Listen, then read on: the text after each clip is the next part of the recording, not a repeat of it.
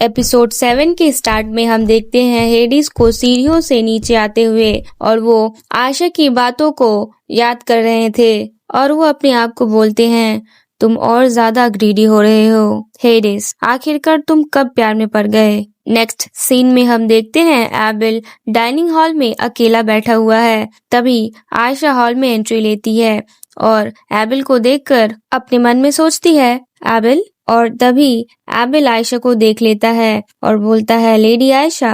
Ayesha AVL से पूछती है, क्या मैं तुम्हारे साथ बैठ सकती हूँ। एबिल खुश होकर बोलता है, हाँ, मुझे बहुत खुशी होगी। आयशा एबिल को देखते हुए अपने मन में बोलती है, कितना स्वीट है, ये सेकेंड लाइफ तो बेस्ट है। आयशा एबिल से पूछती है, पर तुम परेशान क्यों लग रहे हो, क्या ये मेरी वजह से है। एबिल बोलता है, ये तो काउंटेस गॉस्पेल आज रात आने वाली है, वो मुझे पढ़ाने वाली है, लेकिन अब मैं परेशान हो रहा हूँ, शायद मैं ही अच्छा नहीं हूँ। आयशा एबिल को बोलती है, मैं सहमत नहीं हूँ, तुमसे ज्यादा कोई भी बच्चा बेहतर नहीं है यंग मास्टर एबिल। एबिल हैरान होकर आयशा को बोलता है, माय लेडी, ये सच नहीं है। कल भी जब हम वॉक कर रहे थे, फिर वो शांत होकर आयशा को बोलता है, मुझे समझ नहीं आता है कि आपने मुझे नोटिस करने की तकलीफ क्यों की। मैं तो बस एक ऐसा बच्चा हूँ जो अपने फादर के लिए तकलीफ परेशानियां ही खड़ी करता रहता हूँ।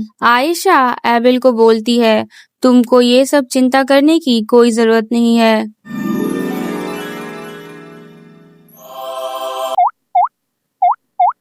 एबिल आयशा के हाथ को पकड़ते हुए बोलता है, माय लेडी, मैं सच में आशा करता हूँ कि आप मेरे फादर से शादी करेंगी। हाँ? और मैं वैसे भी अपना फादर का नाम विरासत में नहीं लेना चाहता। अगर आपकी वजह से मेरा कोई छोटा भाई या बहन होगा तो मैं जरूर उनके नाम, घर और सारी जिम्मेदारियां दे दूंगा। तो आयशा ये सारी बातें सुनने के बाद अपने मन में बोलती है, छोटे भाई बहन। एबिल आयशा को बोलता है, इसीलिए मत जाइए, प्लीज यही रुक जाइए। मैं नहीं चाहता कि मेरे फादर हमेशा अकेले रहें। अगर मैं आप पर जोर डाल रहा हूँ तो मुझे माफ कर दीजिए, लेकिन अगर आप जैसा दयालु, प्यारी और खूबसूरत इंसान अगर मेरे फादर के साथ हो तो मुझे और कुछ नहीं चाहिए। आयशा अपने मन में बोलती है, मतलब मेरी फिक्र कम है और तुम्हें बस ये चिंता सता रही है कि हेडिस अकेला मर जाएगा। आयशा एबिल को बोलती है, ठीक है, और अपने मन में बोलती है, ये ठीक है, मैं भी खुश हूँ। मैं जेलस तो नहीं हूँ, पर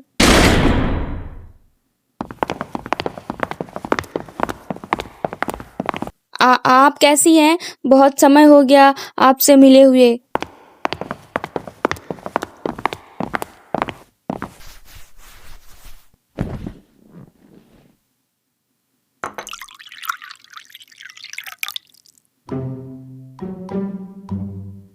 आयशा बोलती है, मैं आयशा एस्क्लिफ हूँ, बैरन एस्क्लिफ के एस्टेट से। आपसे मिलकर खुशी हुई, count and countess gospel. Count gospel Ayesha को बोलते हैं, मुझे भी खुशी हुई, हम अक्सर मिलते रहेंगे। मेरा नाम मैशन गॉस्पेल है। काउंटेस गॉस्पेल बोलती है, मैं अगाथा गॉस्पेल हूँ, तुमसे मिलकर खुशी हुई लेडी एस्क्लिफ। आयशा बोलती है, ये मेरे लिए सम्मान की बात है। काउंटेस गॉस्पेल आयशा को बोलती है, मैंने सुना है तुम इतनी दूर उत्तर से सिर्फ यहाँ रिश्ता देने के लिए आई हो। आयशा बोलती है, नहीं वो तो, लेकिन काउंटेस गॉस्पेल आयशा को बोलने नहीं देती। वो बोलती है, सिर्फ एक आदमी को पटाने के लिए यहाँ तक सफर करना, एक तरीके से ये अपने आप में ही एक बड़ा काम है। कोई भी औरत जिसमें थोड़ी सी भी शर्म होती, थोड़ा तो होश संभाल कर बर्ताव करती।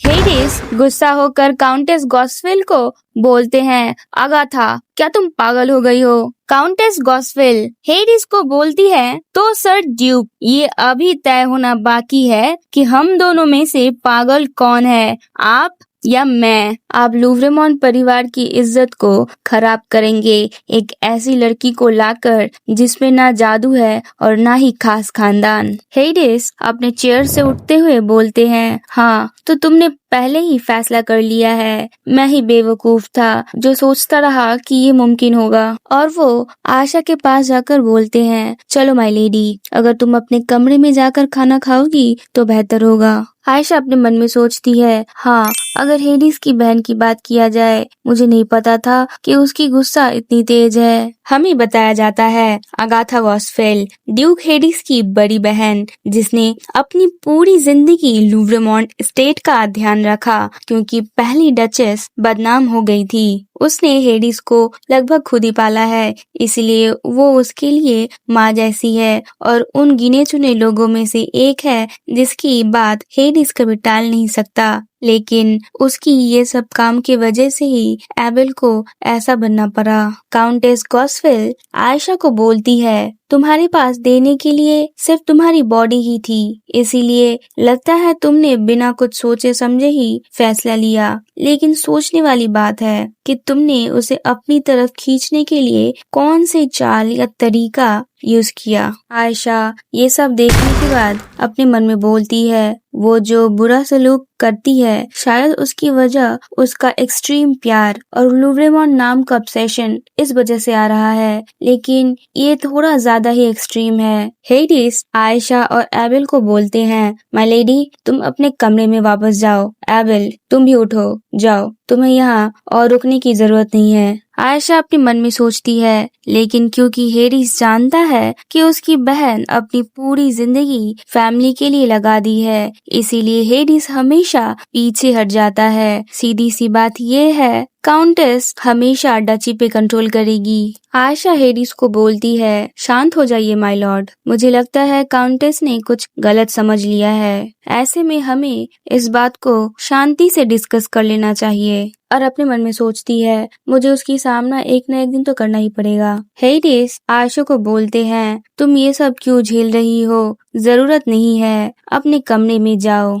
आयशा अपने मन में बोलती है, मैं एबेल का साथ नहीं दे पाऊंगी अगर ये ग्रे कैरेक्टर उसका मदद करता रहा फ्यूचर में, क्योंकि ये कैरेक्टर कभी असली में विलन बनता ही नहीं। आयशा बोलती है, मैं ऐसा दिखावा नहीं करना चाहती कि मुझे गलत समझा ही नहीं गया है, जबकि मैं काउंटेस की इज्जत करती हूँ। और अपने मन में बोलती है, जो अभी तक शांत होने का नाम ही नहीं ले रही है। आयशा काउंटेस से पूछती है, मेरे बारे में आपको एग्जैक्टली क्या पसंद नहीं है? फिर अपने मन में बोलती है, वैसे भी मैं जिंदगी भर शादी बर्दाश्त नहीं कर पाऊंगी।